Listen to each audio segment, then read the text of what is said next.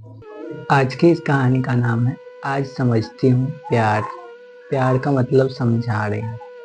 इतनी भयंकर गर्मी के बाद बारिश की छोटी छोटी बूंदें बेचैन मन को आश्वासित सी दे रही थी। यद्यपि सुनंदा जानती है कि इसके बाद चिपचिपे पसीने का एक नया दौर शुरू होगा, पर उसने क्या।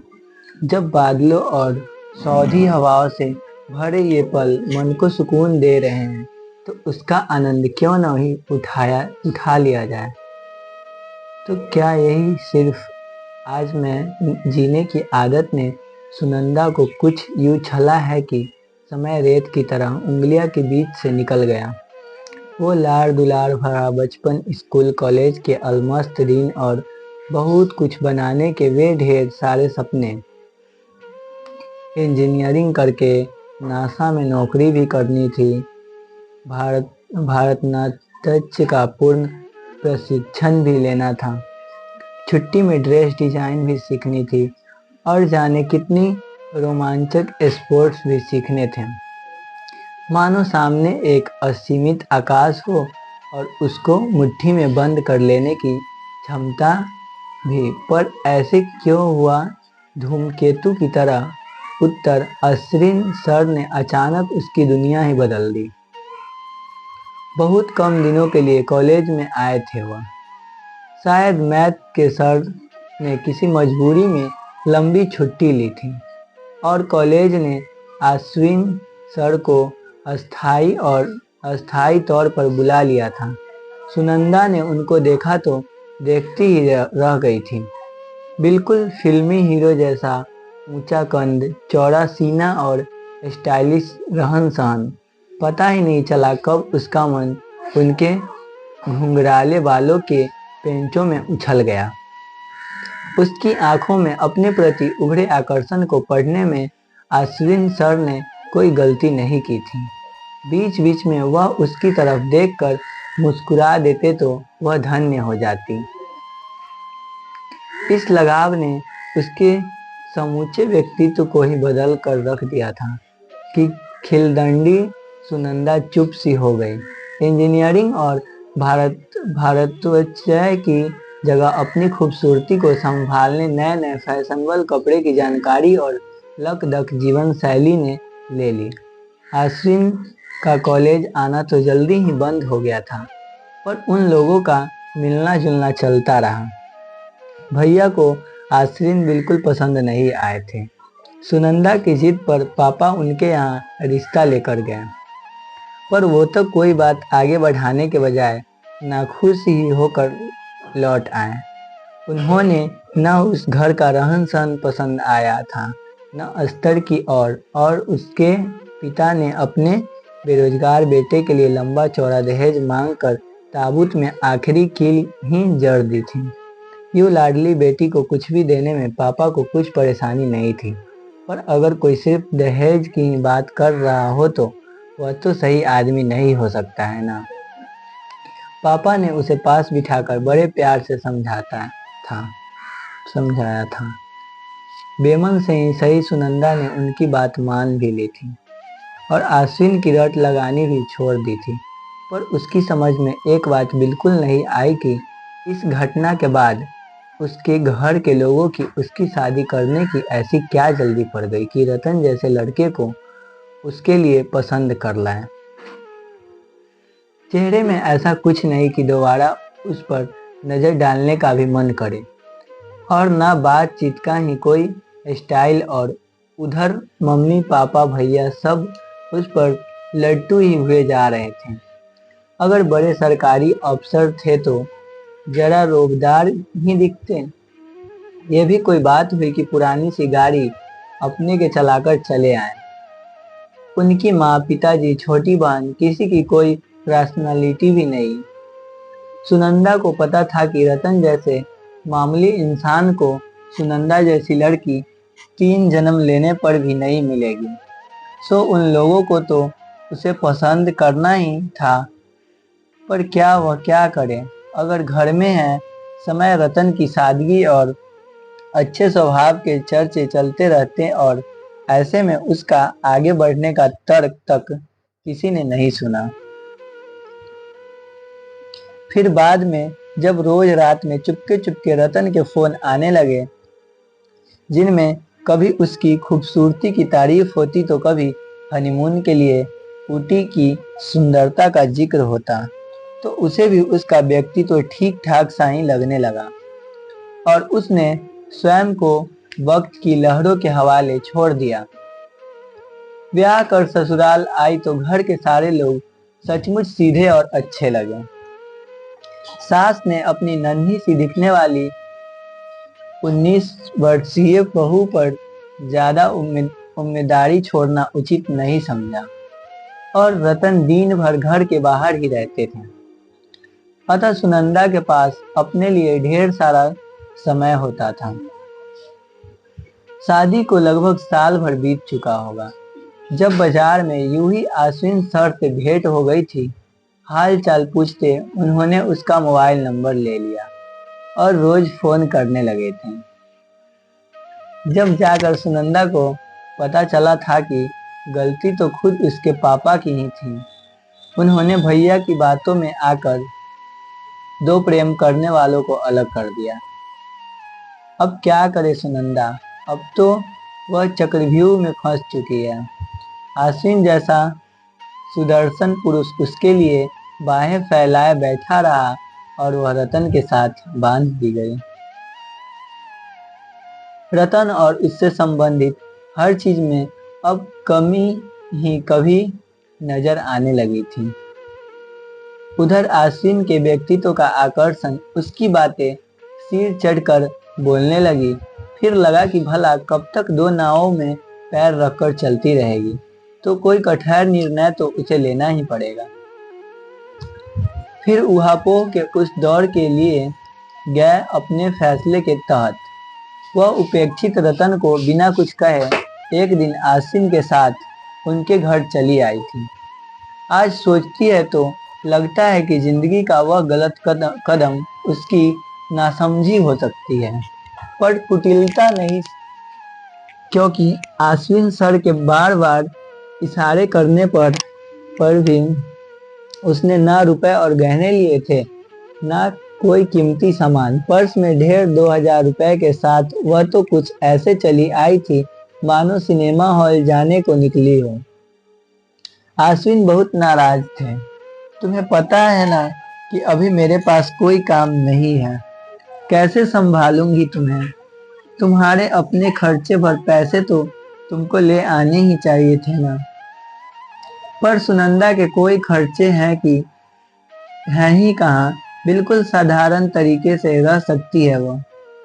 अब वह भी कोई नौकरी कर लेगी और अपनी पहली तनख्वाह से आश्विन को मोटरसाइकिल गिफ्ट करेगी।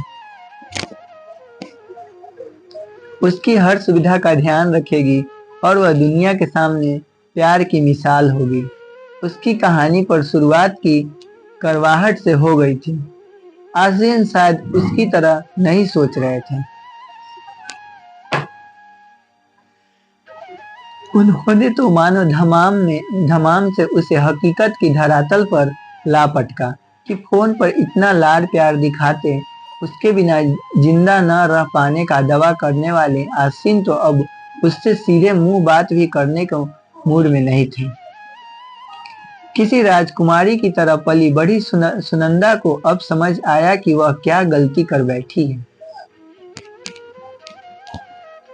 डांट झपट जल्दी ही मार पीट में बदल गई और कुछ ही क्षणों में उसने भोग लिया था कि रतन के प्यार दुलार भरे स्पर्श और आश्विन के बलात्कार में क्या फर्क है।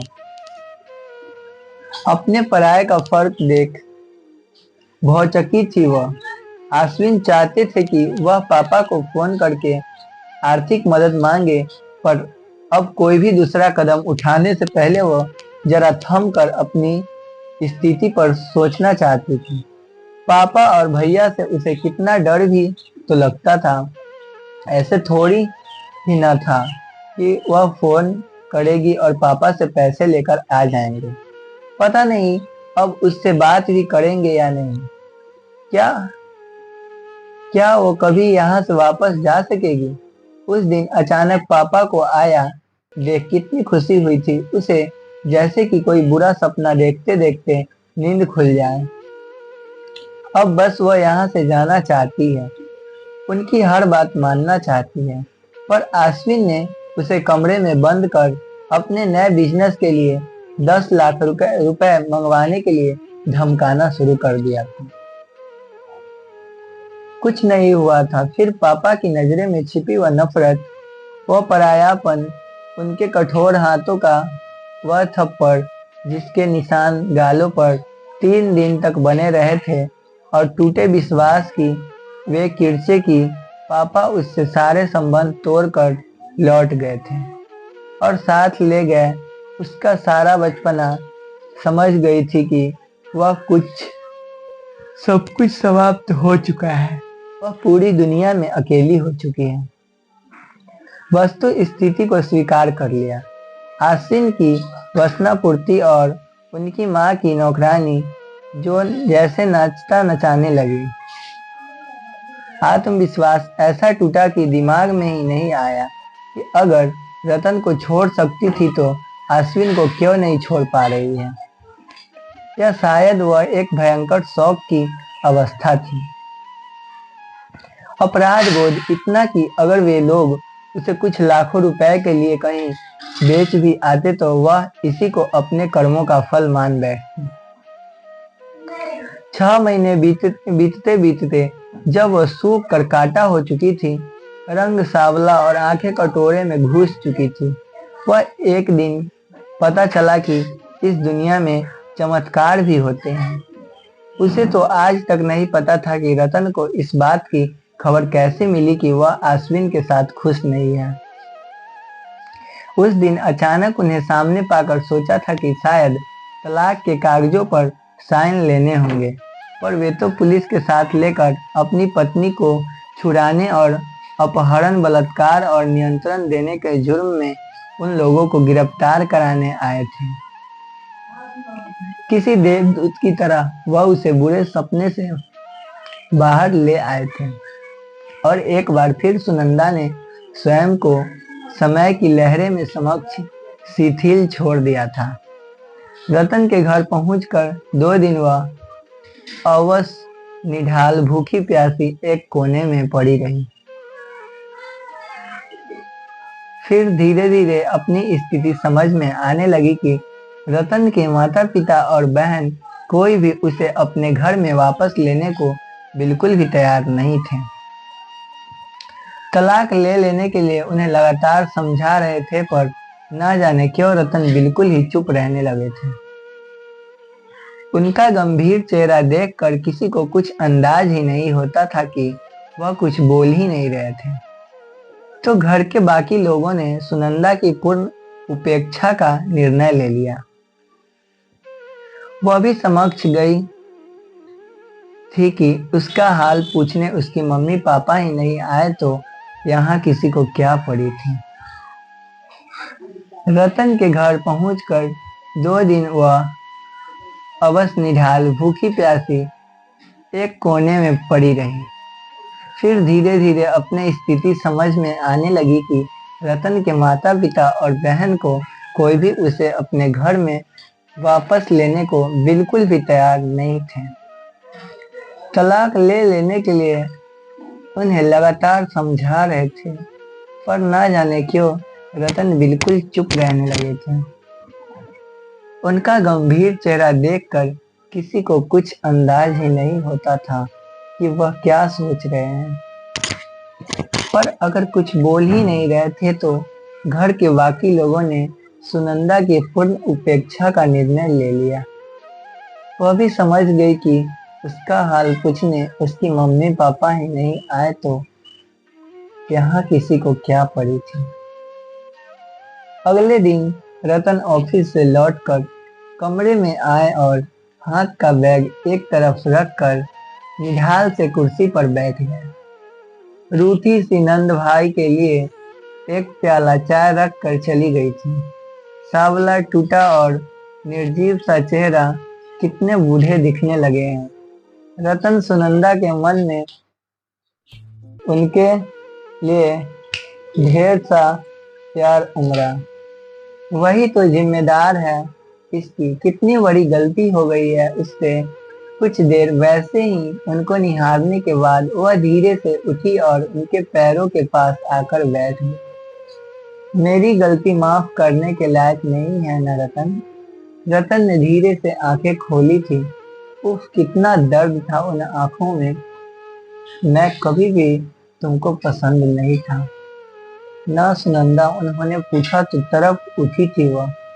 मैंने आपका मोल नहीं समझा रतन जी। जिसके सर पर असली रत्नों का ताज सजा था वह नकली पत्थर तलाशने चल पड़ी थी। मुझे माफ कर दीजिए। पर रतन शायद यह सब कुछ नहीं सुनना चाहते थे। उठकर कमरे से बाहर निकल गए। बाद में यही उन्होंने अपना स्वभाव बना लिया कि सुनंदा या घर का कोई भी सदस्य उनसे कुछ बात करने की कोशिश करता तो वो उठकर चले जाते। सुबह सवेरे ही ऑफिस निकल जाते। घर लौटने पर घंटों लॉन में टहलते रहते। कोई कुछ कहने समझाने की कोशिश करता तो वो आधी एक रोटी जो मुश्किल से उनके गले से उतरती थी उसे भी छोड़कर हट जाते। उनकी हालात पर सुनंदा जरा जार जार रोती, पर वो तो नजर उठाकर देखते तक नहीं। जिंदगी यूं ही तो नहीं कटेगी। सुनंदा ने सबका दिल जीतने के लिए घर के सारे काम काज अपने ऊपर लेने की कोशिश की। सभी लोगों से अलग अलग माफी भी मांगी, पर वह क्या करे अगर कोई उससे बात ही नहीं करना चाहता था। कुछ कड़वा कुछ तीखा मुंह से न निकल जाए या संभावना बनाए रखने के लिए कुछ न बोलना ही सबको आसान लगता था। शायद उधर सुनंदा के मन में गहरा डर भी बैठा हुआ था कि पता नहीं कब रतन का मन पिघलेगा और वह कब घर वालों की बात मानकर किसी अच्छी सी लड़की से शादी कर लेंगे। फिर वह क्या करेगी। एक अजीब सा सन्नाटा सुनंदा के इर्द गिर्द बिखर पड़ा था। क्या करे वह, कहाँ चली जाए। वह तो रतन से बस इतना कहना चाहती थी कि भले मारे पीटे प्रताड़ित करे, उफ भी नहीं करेगी वह। पर कुछ तो बोले तो फिर उन्हीं की खुशी। अगर वे उसे सामने पाकर असहज हो जाते हैं तो उनके सामने पढ़ने से बचेगी वह। यही उसकी सजा भी होगी, प्रायश्चित भी। सुनंदा अपने सामने सामान समेट कर घर के बाहर वाले छोटे कमरे में आ गई थी। अगर हर समय गिड़गिड़ाने से माफी नहीं मिलेगी तो इसे समय पर छोड़ना होगा। सोचना ही पड़ेगा कि भविष्य में वह स्वयं को कहाँ पर देखना चाहती है। अगर दीनता की प्रतिमूर्ति नहीं बनना है तो अपने अंदर वह शक्ति संचित करनी होगी कि लोग उसकी इज्जत करने को मजबूर हो जाएं। जीवन को एक नई दिशा देने हैं तो अपने पैरों पर खड़े होना पहली जरूरत थी। घर के पास स्थित एक छोटे से स्कूल में कुछ घंटे की नौकरी का इंतजाम कर सुनंदा ने कॉलेज में एडमिशन भी ले लिया। पढ़ाई जो कभी बीच में ही छूट गई थी, पहले उसे ही पूरा करना होगा। शायद तभी आगे सोचना संभव होगा। जीवन एकाएक बहुत व्यस्त हो गया। यथासंभव वह रतन के सामने पढ़ने से बचती, पर कभी कभी छुप कर दुख की उस मूर्ति के दर्शन जरूर करती रहती जिसकी दुर्दशा का कारण वह स्वयं थी। उनकी उदास मूर्ति उसे और मेहनत करने की उकसाती। कड़ी मेहनत के उन कई वर्षों के बाद एक दिन ईश्वर उस पर प्रसन्न हो गए। प्रोबेशनरी ऑफिसर की परीक्षा पास कर ली थी उसने और अब जल्दी ही किसी बैंक में नौकरी भी मिल जाने वाली थी। कमरे के कोने में रखी उसी कुर्सी पर बैठे थे रतन। जब अपना रिजल्ट उनके हाथों में रखकर वही जमीन पर बैठ गई थी, वह मानो उसकी बगल में बैठने की हैसियत ही नहीं थी उसकी। खामोशी से कागजों को उलटते पलटते गंभीर आवाज में बोले थे, वह मैं तुम्हारे भविष्य के लिए परेशान था, पर अच्छा है कि तुम अपने पैरों पर खड़ी हो सकती हो। अब मैं बिना किसी परेशानी के तुमको अपनी पसंद का जीवन साथी चुन लेने की सलाह दे सकता हूँ। चौंक उठी थी वह, तो क्या पहले उसको विदा करके तब अपने लिए सोचने वाले हैं वह। पर जो भी हो, वह किसी बात की शिकायत करने की स्थिति में तो है नहीं। मेरी पसंद की बात अब छोड़िए छोड़िए रतन जी, उसे तो अपनी नादानी से खो दिया है मैंने। पर मेरी वजह से आप कब तक ये शापित जीवन जिएंगे? सबकी बात मान क्यों नहीं लेते आप? धीमी आवाज में सुनंदा ने पूछा तो खोए खोए से रतन कहने लगे, एक दिन मैं इतना स्वार्थी हो गया कि तुमसे तुम्हारी पसंद पूछे बिना ये ब्याह लाया था तुमने। पर अब तुम जिसको भी चाहो मैं तुम्हारी मदद करूंगा। तुम्हारा ये उतरा चेहरा मुझसे नहीं देखा जाता। तुम्हें खुश रखने को मैं कुछ भी कर सकता हूँ। रतन की आंखें गीली थी। एकाएक सुनंदा समझ गई कि अस्वीकार के जिस डर से वह गुजर रही थी, वह डर उधर भी था। अगर वह सोचती थी कि किसी दिन रतन उससे मुक्ति पाने का निर्णय ले लेंगे, तो उधर भी यही डर था। शायद दोनों ही तो एक दूसरे की पहल का इंतजार कर रहे थे। किसी के साथ भागी हुई पत्नी को बिना एक शब्द बोले लाकर घर में तो रखा ही, संयुक्त परिवार में रखकर भी ऐसा माहौल नहीं बनने दिया कि कोई उसे कुछ भी कह सके।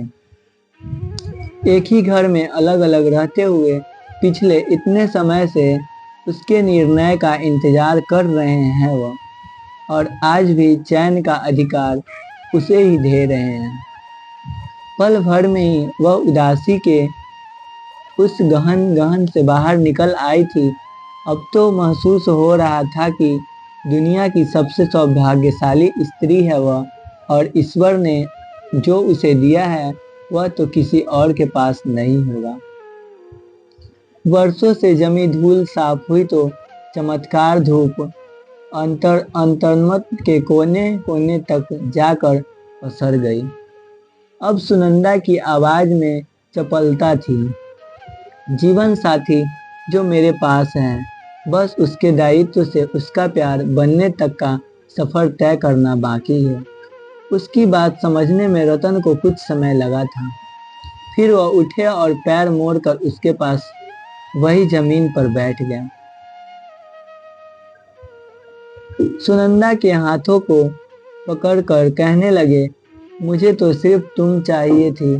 सुनी ना समाज की परवाह है ना किसी का कुछ ख्याल। बस तुम कह दो कि मैं तुम्हें पसंद हूँ। इस बार मुझे मत नकारना, मैं बर्दाश्त नहीं कर पाऊंगा। तुम्हारी पसंद पर पूरा उतरने के लिए मैं कुछ भी कर सकता हूँ सुनंदा। सुनंदा जानती है, वह पता है उसको, मूर्ख तो वह थी जो ऐसे अथाह प्यार अपने आंचल में समेट कर भी खुद को असहाय समझती रही थी। पर अब अपने इस प्राय को संभाल कर रखना उसे आता है। आत्मविश्वास से ओतप्रोत सुनंदा उठी, हाथ पकड़कर रतन को उठाया और सास ससुर के कमरे में जाकर उनके पैरों पर झुक गई। हमें नए जीवन का आशीर्वाद दीजिए पापा। तो दोस्तों, आज की इस कहानी आपको कैसी लगी कमेंट बॉक्स में ज़रूर बताना, और मेरे चैनल पे नए हो तो चैनल को सब्सक्राइब करके वीडियो को ज़रूर लाइक करना।